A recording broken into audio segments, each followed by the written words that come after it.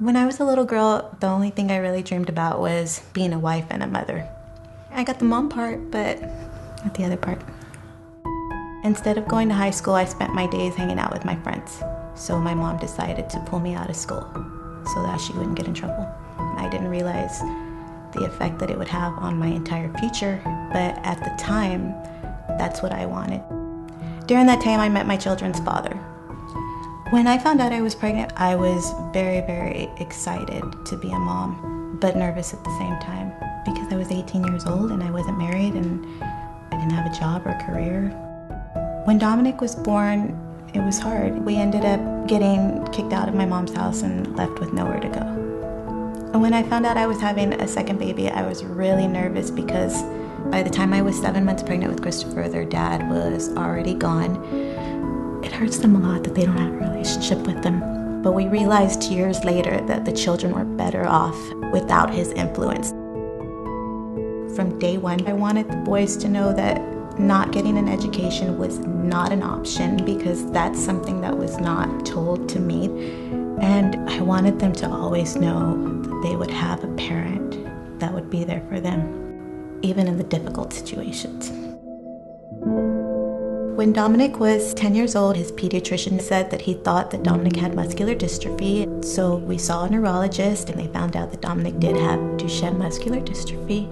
So he was diagnosed at the age of 10, and by the time he was 13, he was unable to walk. When I first heard muscular dystrophy, I didn't even know what it was. And when I read what it was and what it does, it scared me.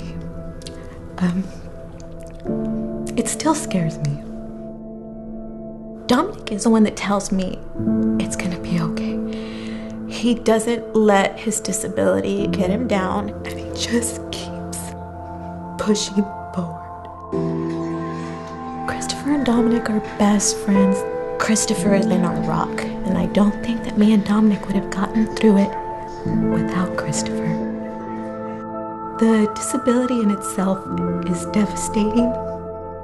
Watching what it does to his body is devastating. And not being able to provide the care that he needs because we can't afford it, that's been the hardest part. Everything has been affected by planning everything around Dominic's schedule and his needs.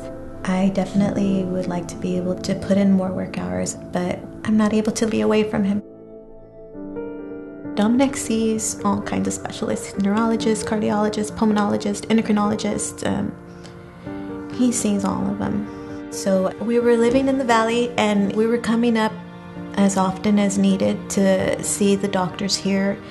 And we broke down in the middle of nowhere and we had to get picked up to get back up here for his doctor's appointment. We kind of ended up stranded here. We really didn't have anywhere to go. So one night we had to sleep in the truck and that was really hard. We ended up in a family shelter for 5 months. And that's where we heard about Foundation Communities. We heard what a great organization it was, and we knew that if we were able to get in, that everything would be okay. In paragraph 11 of this selection, having the stability and having our own place has been a huge blessing for us, and also Foundation Communities are really big on helping single parents like me, and they have parenting classes. They now have yoga classes and cooking classes and opportunities for single mothers who want to go back to college, daycare for them. And one of the cool things is they have a food pantry on property and they offer some really good, healthy food for you.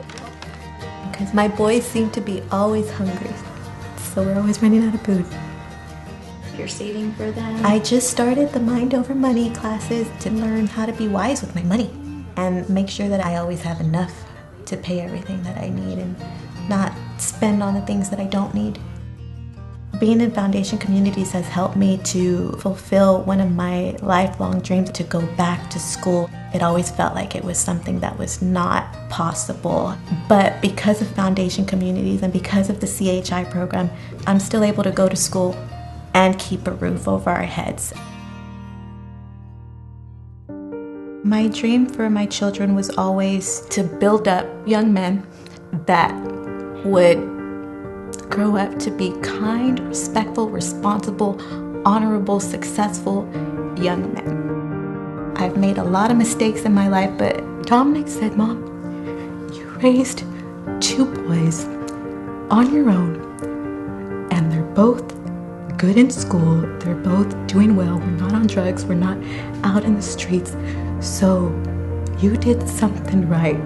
He was right. I do have some good children that are on the right path, and I'm proud of them. If we were not in foundation communities, I would not be able to be fulfilling my dreams. If you hold on to a dream, no matter how long it takes, it is achievable.